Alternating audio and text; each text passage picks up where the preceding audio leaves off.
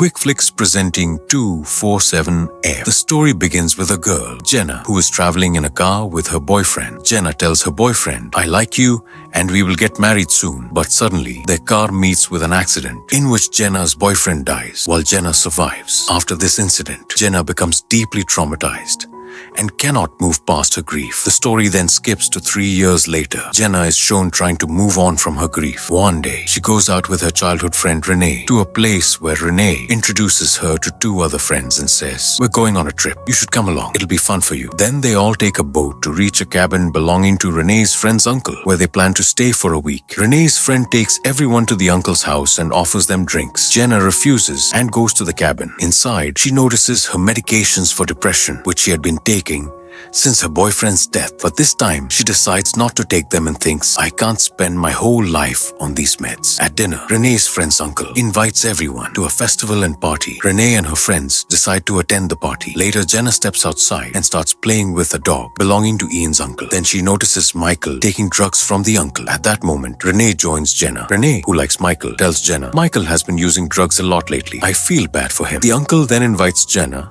and Renee to the party again. Michael talks about a sauna room designed for steam baths and made of wood. Renee, noticing Jenna's discomfort, suggests they skip it and head straight to the party. However, Ian insists they try the sauna first and then go to the party. Renee persuades Jenna to join them. Michael and Ian head to the sauna room and Jenna decides to follow. She removes a ring she always wears on a chain, takes 2 bottles of water and joins them. The sauna room is extremely hot and everyone feels the heat. Ian explains that his uncle built the room and heat stones with gas to increase the temperature. After a while, they step out to cool off in the river before returning to the sauna. Later, Michael and Ian are outside the sauna, but both are heavily drunk. Michael, now high, asks Renee to come to the room, but she refuses. Michael remarks, "I know you want to take care of your friend Jenna," and goes to his room to sleep. Renee returns to the sauna room but hears a sound. Everyone assumes Michael might have fallen. Renee checks the door, but it is locked from the outside and won't open. Everyone panics and tries to unlock the door, but nothing works. Renee warns, "If we stay here too long, the heat will burn our skin." She attempts to break the glass on the door using a spoon, but fails. Ian uses the spoon to remove a stone, cools it in a bucket of water, and tries to break the glass with it. Despite bleeding from his hands, he persists, eventually breaking the glass. Fresh air flows in, and they start breathing it in turns. They call out for Michael, but their voices do not reach him. At that moment, Ian notices a ladder kept outside, which is blocking the door. He wonders how to remove the ladder. Ian says, "We have to do something." Jenna asks, "How long will we stay here?" Ian replies, "We've just got fresh air, so we can stay a bit longer, but soon the heat will increase. We need to find a solution quickly." He wraps a rock in cloth and tries to move the ladder with his hands, but nothing works. The rock doesn't get stuck to the ladder. Renee says, "Why don't we break that device? Maybe the heat will stop." But her friend refuses and says, "That's not a good idea. The heat might increase even more." Then he gets a new idea. He says, "I'll break the bulb here. Maybe the system will fuse and cut off the power in the entire house. This might stop both the gas and the temperature." He picks up a wooden spoon and inserts it into the bulb fuse, which turns off the room's lights. But Renee's friend gets electrocuted and faints. Seeing this, Jenna and Renee get even more scared and try to bring him back to consciousness. Outside the room, Ian's uncle is preparing for the festival. His dog is with him and he asks the dog to go for a walk. Inside the sauna, they have been trapped for an hour. Nobody has come to help them yet and their condition has deteriorated badly. Renee apologizes to Jenna. "It's because of me that you came here and now this has happened." Just then, they hear the uncle's dog barking loudly. They all start shouting to get the dog's attention so that it can help bring someone to rescue them. Michael, who is now awake, is surprised by the dog's barking. Inside, Jenna and Renee hear Michael's voice and call him for help.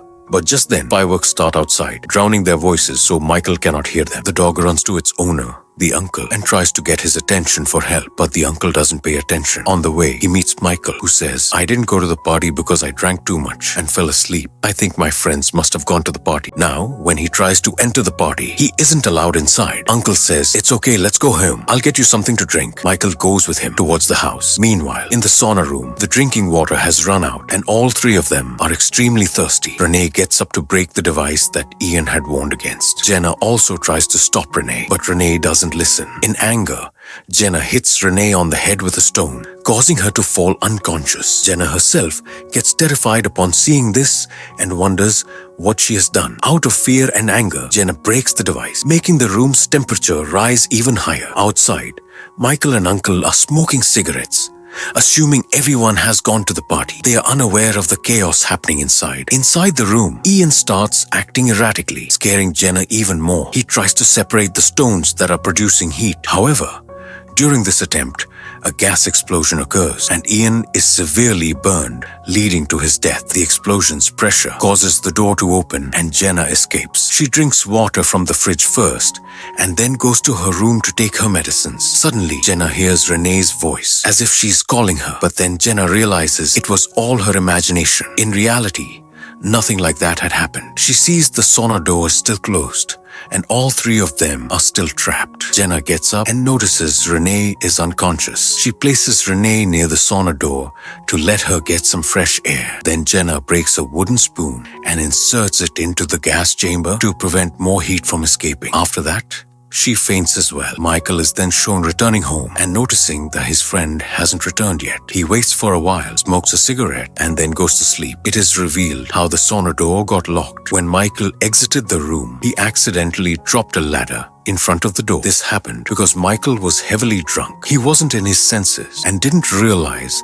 that his actions could endanger his friends' lives. He didn't even try to open the door. Later, Ian's uncle comes near the sauna door and notices a small hole where Jenna had placed Renee. Uncle realizes that the three hadn't gone to the party but were stuck there. He immediately opens the door and calls the police. All three are rescued and given medical treatment, but Ian dies due to the gas explosion. Seeing this, Michael becomes very sad. He sits in one place, crying, and thinks that if he hadn't drunk alcohol and had been conscious, his friend would have been alive today. Renee and Jenna are given oxygen. Renee holds Jenna's hand and both start crying. Later, it is revealed that this was a true story in which one of the three friends trapped in the sauna room lost their life. The story gives us the message to always stay away from alcohol and bad habits, because you never know, at some moment you might be under the influence of alcohol while someone is calling for your help, but due to your intoxication you cannot hear or understand. Therefore, it is essential to always stay away from bad habits. With this message, the story of the film ends here.